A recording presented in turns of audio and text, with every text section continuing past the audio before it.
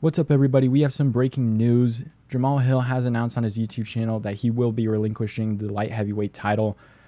Now, this is a very interesting situation off the back of course, Yuri Prochazka relinquishing the title and then the matchup of Glover Teixeira versus Jamahal Hill getting made. And now Jamahal Hill is going to be relinquishing the title himself. I believe he did get a ruptured Achilles.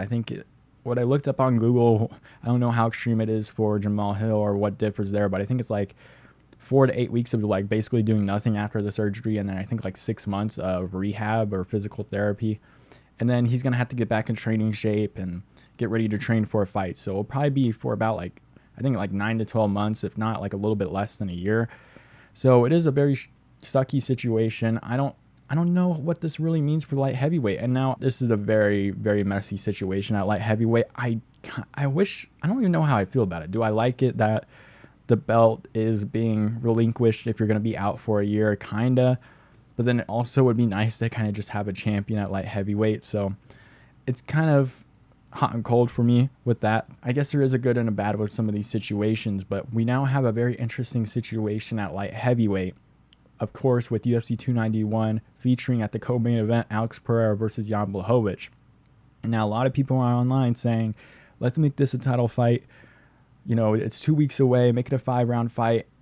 But when I see that, I'm like, 5 rounds at Salt Lake City, Utah, at altitude. Now, if this was not at Salt Lake City and we didn't know how much altitude really affected some of the fights that we saw at like UFC 278, I believe, that was Edwards versus Usman, was that 2?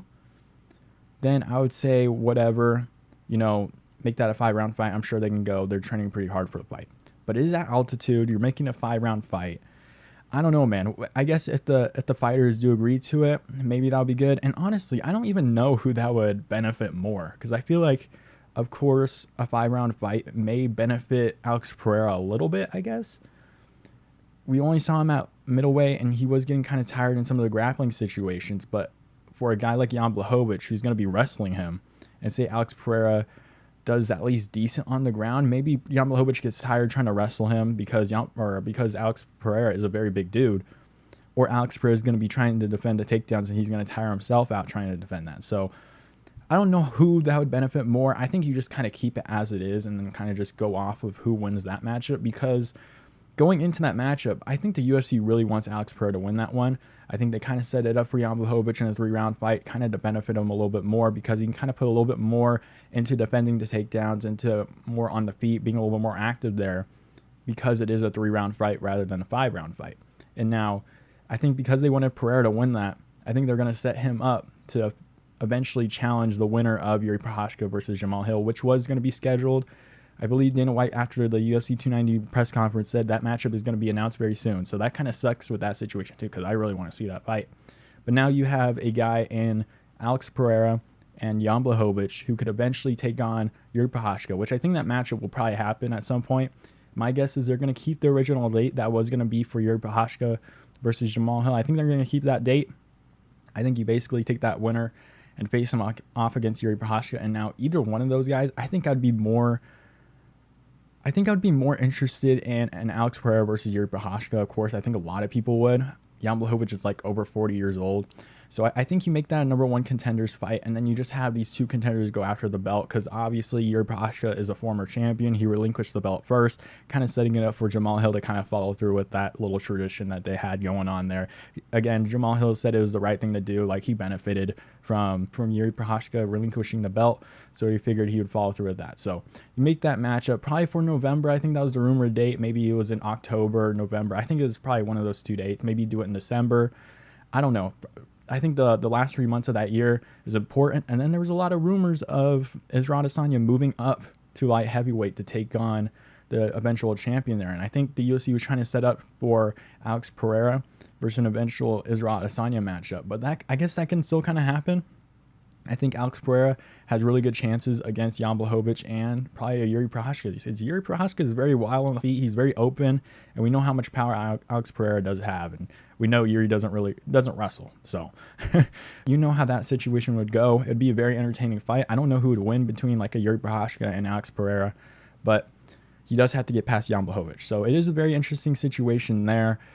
For Adesanya, I guess timing-wise, he fights Likely Dricus du Plessis in September. We'll see if that matchup gets made. It was a 9-week turnaround, and it is a very short turnaround. I wish the UFC kind of matched it up a little bit better. I think they did a pretty rough job matching up some of these events together if they're gonna, because they made Robert Whittaker versus Dricus du Plessis as a #1 contender fight for Israel Adesanya, and that was only 9 weeks away. I feel like they could have timed it a little bit better, but you can do that matchup, Israel Adesanya versus Dricus, and if Israel Adesanya beats Dricus, I guess you can kind of follow through a little bit more there. Then you can make a possible Alex Pereira, or the winner, or not even Alex Pereira. You can probably do Yuri Prochazka versus Israel Adesanya. I know they are under the same management, I believe, under Tim Simpson, so maybe that is a little bit more of an interesting situation because you kind of don't want to get rid of a champion, especially if one's moving up to take on the other one. So I guess it would be more of an interesting situation there.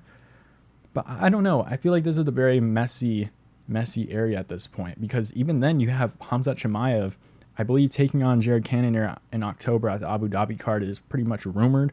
I think I'm probably about 80-90% on that, because it did get leaked out by one of Khamzat's team members and it got reposted on his Instagram. So I think that fight's likely going to happen.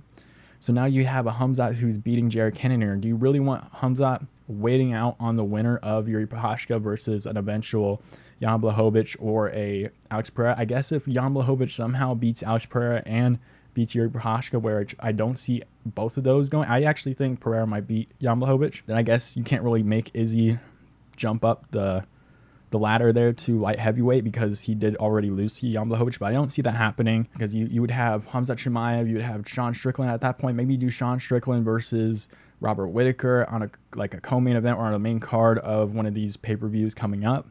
And you can kind of set up the contender after Khamzat, or at least a contender between the both of them, and then you kind of have the division settled out there. But now you have a little bit of an interesting situation now, where you have kind of like a Volkanovski lightweight problem here, because Volkanovski, like I said in a previous video, I think it was Ilya Topuria is like the last real contender in the division, which is true. I guess you would kind of, not speaking on that situation too much, but now you have, for Islam Makhachev, Volkanovski as a possible opponent. I know Charles Oliveira said he doesn't want to fight in October and he wants to do November, December, which I think is very interesting. I think he wants to do Brazil, or at least he said he doesn't want to go to Abu Dhabi because he did it last time.